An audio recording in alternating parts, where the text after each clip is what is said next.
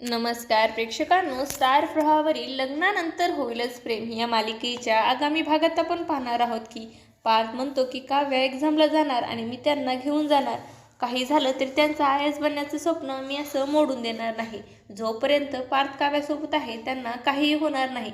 तर पार्थ आता काव्याकडे आलेला असतो आणि तिचा हात हातात धरून तो म्हणत असतो की डोळे उघडा पिस्करलेली मांजर, तुमचा हा तिकीट बोक्या तुमच्यासमोर बसला आहे आणि आता मी तुम्हाला सोडून कुठेही जाणार नाही.